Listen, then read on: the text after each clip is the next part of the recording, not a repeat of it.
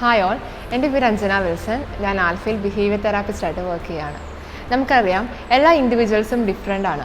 അവർ behave ചെയ്യുന്ന രീതിയിലാണെങ്കിലും അവരുടെ strength vice ആണെങ്കിലും അല്ലെങ്കിൽ അവർ ഫേസ് ചെയ്യുന്ന ചലഞ്ചസ് ആണെങ്കിലും എൻ്റയർലി ഡിഫറെൻ്റ് ആണ്.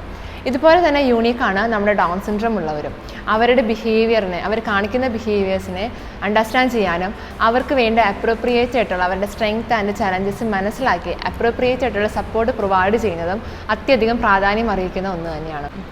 ഡൗൺ സിൻഡ്രോം ഉള്ള കുട്ടികളിൽ കോമൺ ആയി കണ്ടുവരുന്ന കുറച്ച് ബിഹേവിയർ ഇഷ്യൂസാണ് stubborn or oppositional behaviour, attention problems, social withdrawal, attention seeking behaviour, aggressive behaviour and repetitive അല്ലെങ്കിൽ സ്റ്റീരിയോടിപ്പിക് ആയിട്ടുള്ള ബിഹേവിയേഴ്സ്.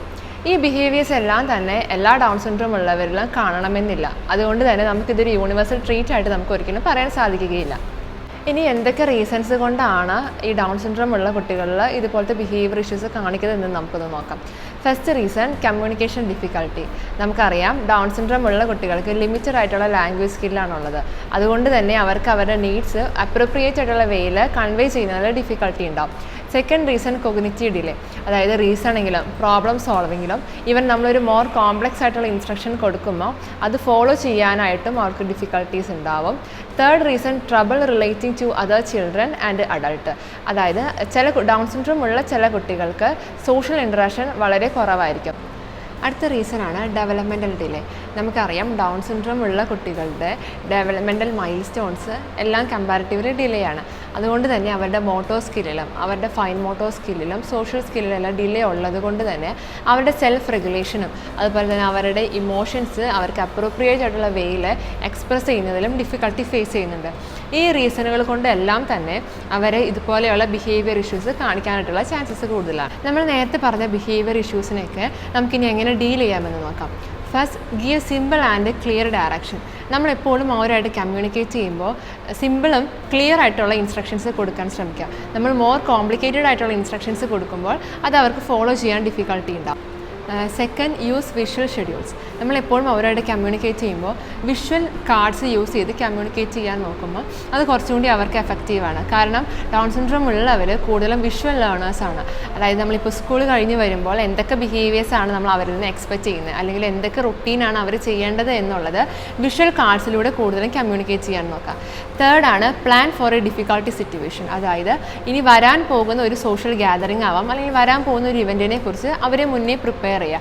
അതായത് സോഷ്യൽ സ്റ്റോറീസിലൂടെ എന്തൊക്കെ ബിഹേവിയേഴ്സാണ് നമ്മൾ അവരിൽ നിന്ന് എക്സ്പെക്റ്റ് ചെയ്യുന്നത് എന്നുള്ള രീതിയിൽ ഒരു സ്റ്റോറി വിഷ്വലി ഒരു സ്റ്റോറി മേക്ക് ചെയ്യുക. ഫോർത്താണ്, ടോക്കൺ ഓർ റിവാർഡ് ബോർഡ്. കുട്ടികൾ എപ്പോഴും നല്ല ബിഹേവിയേഴ്സ് അല്ലെങ്കിൽ പോസിറ്റീവായിട്ടുള്ള ബിഹേവിയേഴ്സ് കാണുമ്പോൾ നമ്മൾ അവരെ റീഇൻഫോഴ്സ് ചെയ്യാൻ ശ്രമിക്കുക. അപ്പോൾ നമ്മൾ റീഇൻഫോഴ്സ് ചെയ്യുന്നതിലൂടെ അവരുടെ ആ ഒരു നെഗറ്റീവ് ബിഹേവിയർ വീണ്ടും വരാനായിട്ടുള്ള ചാൻസസ് കുറവാണ്. നമ്മൾ റീഇൻഫോഴ്സ്മെൻ്റ് ആയിട്ട് യൂഷ്വലി കൊടുക്കുന്നത് സ്റ്റിക്കേഴ്സ് ആവാം അല്ലെങ്കിൽ അവർക്ക് ഇഷ്ടപ്പെട്ട ക്യാൻഡീസ്, ടോയ്സ്, ഈവൻ മെറ്റീരിയലിസ്റ്റിക് തന്നെ ആവണമെന്നില്ല. നമ്മൾ വെർബലി അവരെ പ്രൈസ് ചെയ്യുന്നതും റീഇൻഫോഴ്സ്മെൻ്റ് ആണ്. ഫിഫ്ത്ത് മെത്തേഡാണ്, use time out wisely and take away privileges. നമ്മൾ അവരുടെ പോസിറ്റീവ് ബിഹേവിയറിനെ റീഇൻഫോഴ്സ് ചെയ്യുന്നത് പോലെ തന്നെ നെഗറ്റീവ് ബിഹേവിയേഴ്സ് കാണുമ്പോൾ അവരെ പണിഷ്മെൻറ്റ് കൊടുക്കുന്നതും എഫക്റ്റീവ് തന്നെയാണ്. അതിലെ ഫസ്റ്റ് മെത്തേഡാണ് ടൈം ഔട്ട്. ടൈം ഔട്ട് കൊണ്ട് ഉദ്ദേശിക്കുന്നത് എന്താണെന്ന് വെച്ച് കഴിഞ്ഞാൽ, ഇപ്പോൾ അവർ വീട്ടിലാണെങ്കിൽ അല്ലെങ്കിൽ സ്കൂൾ സെറ്റിങ്ങിലാവാം, മേ ബി അതൊരു കളിക്കുന്ന പിള്ളേരോട് ഇൻട്രാക്ട് ചെയ്യുന്ന ഒരു സെറ്റിങ്ങിലാണെങ്കിലും അവർ മിസ്ബിഹേവ് ചെയ്യുന്നുണ്ടെങ്കിൽ അവർക്ക് കൂടുതലും റീഇൻഫോഴ്സിങ് ആക്കുന്ന ആ സിറ്റുവേഷനിൽ നിന്ന് അവർ കുറച്ച് നേരം മാറ്റി നിർത്താം. അതിനാണ് നമ്മൾ ടൈം ഔട്ട് എന്ന് പറയുന്നത്. സെക്കൻഡാണ്, ടേക്ക് അവേ പ്രിവിലേജസ്. അതായത് ഇവൻ എന്തെങ്കിലും വീട്ടിലൊക്കെ അവർ മിസ്ബിഹേവ് ചെയ്യുമ്പോൾ മേ ബി നമ്മൾ അവർക്ക് യൂഷ്വലി ഒരു ഫിക്സഡ് ടൈമിൽ സ്ക്രീൻ ടൈം നമ്മൾ കൊടുക്കുന്നുണ്ടാവാം. അവർ മിസ്ബിഹേവ് ചെയ്തതുകൊണ്ട് അവർക്ക് ആ screen time completely cut short ചെയ്യുക. ഇതൊക്കെയാണ് ഈ മെത്തേഡ്സൊക്കെ യൂസ് ചെയ്ത് നമുക്ക് അവരുടെ ബിഹേവിയർ ഇഷ്യൂസിനെ കൺട്രോൾ ചെയ്യാവുന്നതാണ്. നിങ്ങളുടെ കുട്ടികളും ഇതുപോലെ ബിഹേവിയർ ഇഷ്യൂസ് കാണിക്കുന്നുണ്ടെങ്കിൽ ആദ്യമേ തന്നെ പ്രൊഫഷണൽസിൻ്റെ ഹെൽപ്പ് സീക്ക് ചെയ്യുക. അതോടൊപ്പം തന്നെ അവർ പ്രൊവൈഡ് ചെയ്യുന്ന ഹോം ആക്ടിവിറ്റീസ് വീട്ടിൽ നിർബന്ധമായി ചെയ്യാൻ ശ്രമിക്കുക. എന്നാൽ മാത്രമേ നമുക്ക് അവരെ കുറച്ചുകൂടി ഇൻഡിപെൻഡൻ്റ് ആക്കാൻ സാധിക്കുകയുള്ളൂ. Thank you.